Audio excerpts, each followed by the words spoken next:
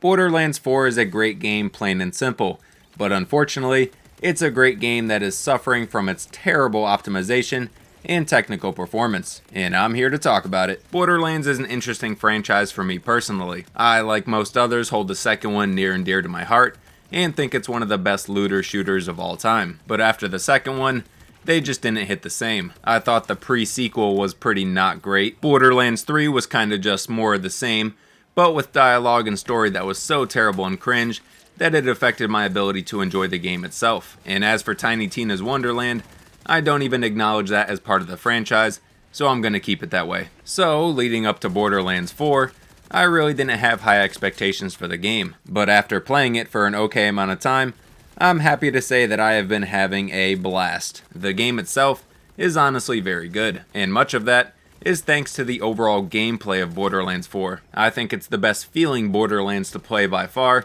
which hurts because I have nostalgia ties to the second one, but if I'm just being honest, I love the way this feels to play. The gunplay feels tight and punchy, the maps and fighting areas are very well designed, and the movement and traversal is great, thanks to the inclusion of things like the double jump, the jetpack/dash, and the grappling hook. So I think they did a great job at fine-tuning the core aspects of the gameplay, while also making some much welcome additions to make it feel a little bit more fresh. Like even the driving in this game feels much better than previous Borderlands, as far as I remember. And since I am a gameplay first type of gal, this is all stuff I love to see, and it's made my Borderlands 4 experience so far pretty good. But now, it's time to quickly talk about the rest of the game, which is also pretty decent. The open world in this game is solid and offers a lot of activities for players to do. There's tons of enemy camps to take out, safe houses to unlock, as well as special encounters in dungeon style areas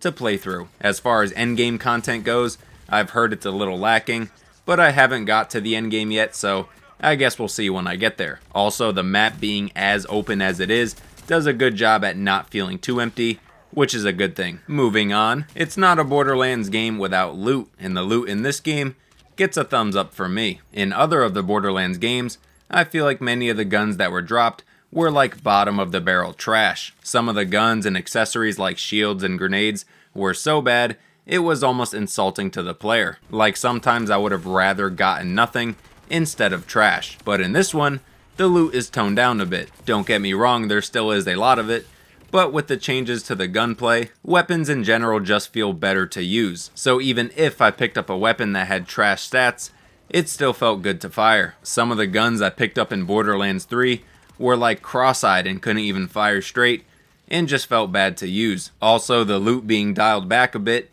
makes it so that whenever you get a powerful piece of gear, you're not taking it off 4 minutes later because you found something better. The drops in this game are just more meaningful is what I'm really trying to say, which is a nice change in my opinion. Moving on to classes, I haven't played every class in the game, so I can't speak on how they all feel to play, you know, whether some are good or some are bad. That's mainly up to your preference. But in terms of how they operate, it's still the same as other Borderlands. You have 4 classes or Vault Hunters to choose from, each with different skills and abilities, and it's basically up to you to choose one of them and eventually level up that character to the point where they fit your desired playstyle. Whether that's guns, melee, summoning creature allies, there's a bunch of things that the classes offer. You just gotta read what they all do and pick the one you like. One minor personal problem I still have with the classes are their skill trees. They still don't have a ton of depth to them, and even though I understand why they don't, I would definitely welcome a more complex skill tree system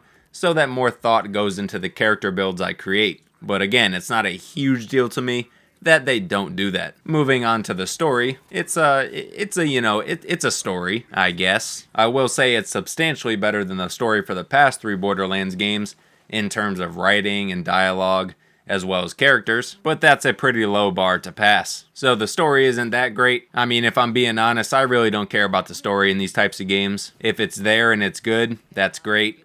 If it's not there and it sucks, whatever. I do want to give a notable shout out to this amazing character called Rush, who's super jacked and offered me a fresh batch of protein bars. That guy is incredible and by far the best character in this game. But now let's move on to the game's biggest problem by far, and that is performance. I have an absolute beast of a PC compared to most, and when I was playing this game, it was far from a great technical experience. I had low frame rates, constant hitching and stuttering, the game just crashing, and some other minor visual bugs. And for a game that looks like a fucking cartoon, is unacceptable. And I can only imagine how much worse the performance gets for people who have a less powerful PC than mine. Like, you can just see how bad this problem is if you just pop over to the Steam reviews. Almost every negative thing people are saying about the game is about performance. And this is something that has become very common with AAA games that are made in the Unreal 5 engine. It's almost like a plague. And again, for a game like this,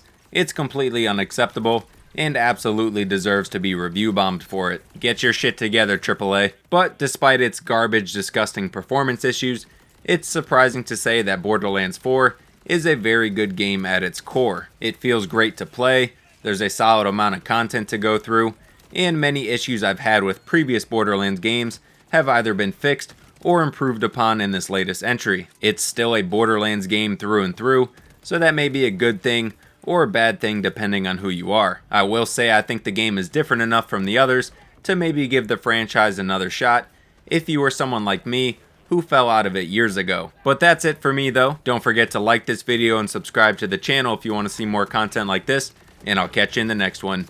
Peace.